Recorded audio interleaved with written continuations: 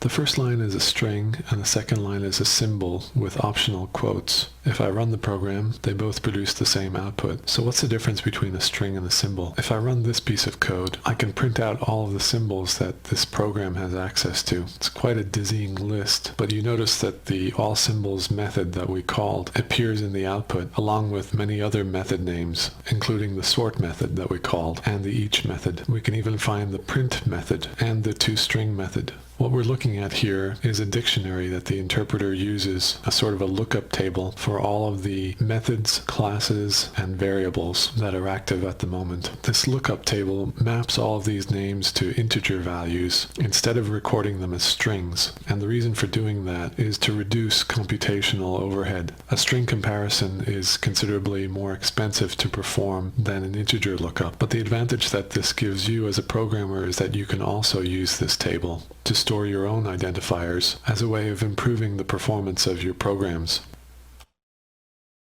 To illustrate an important difference between strings and symbols, let's take an example of a case where we use a hash to store dictionary definitions, with the word being defined as the key on the left-hand side and the definition as the value on the right. If we ask a number of people to store definitions of various words from Wikipedia, and we store those definitions in a hash for that person, when we look back, we'll notice that we have a lot of duplications of the strings on the left-hand side. Now you might think that because these strings look the same, that they would be stored in the same place in memory. But if you look at these object ID values, you see that these are all separate object IDs, and they're all stored in separate locations in memory. This is because we're using string literals, and after the string literal is referred to in the program, it's marked for garbage collection, eventually destroyed at the whim of the garbage collector, and a new string is created in a separate location in memory. If we use a symbol instead of a string by using the colon in front of the string, every time we refer to that symbol, we're going to be looking at the same location in memory. And if we come back to this example,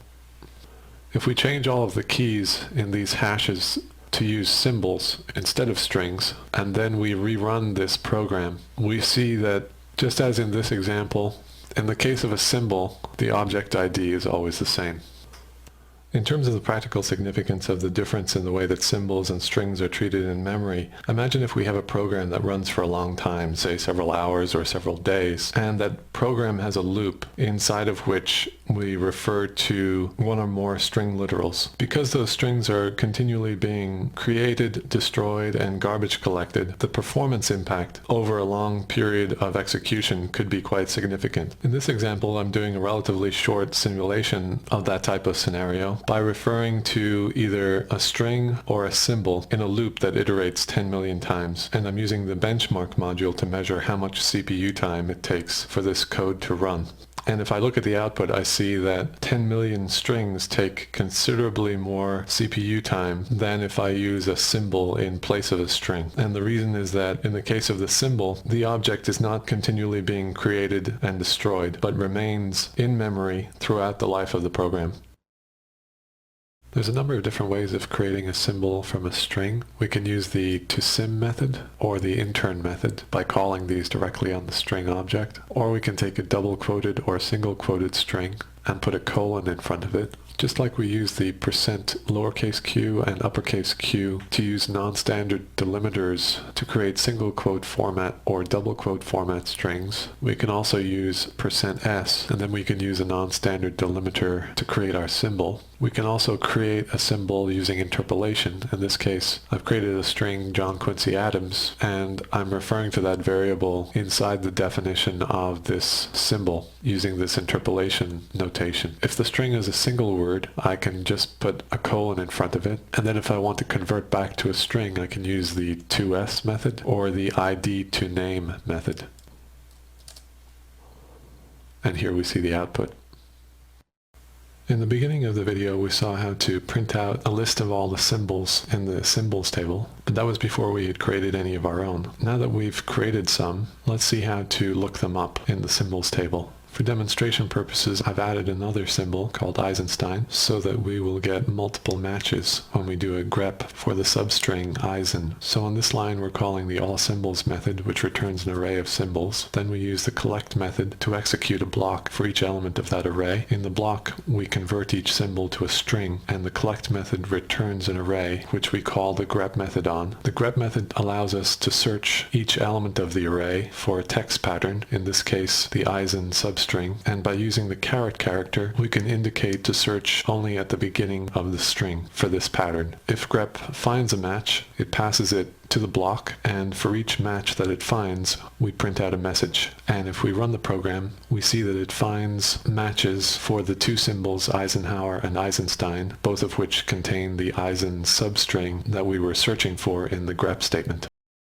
Just in case you've gotten the impression by this point that strings and symbols are interchangeable, in this example I want to point out that they do actually have a different feature set, and that symbols do not derive from the string class.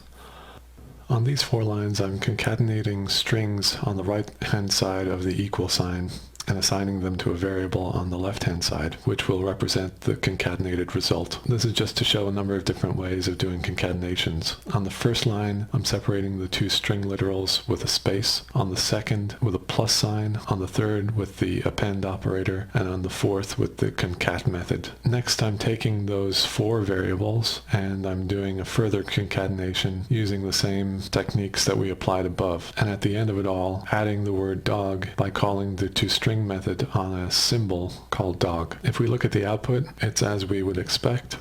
Now let's suppose I want to do the same thing with symbols. First I could convert all of the strings on the right hand side of the equal sign to symbols by calling the toSym method on each of them. If I try to concatenate these symbols, the first thing I'm going to notice is that the plus operator for concatenations is not supported. Similarly, if I try to use the append operator, I'm going to get an undefined method error.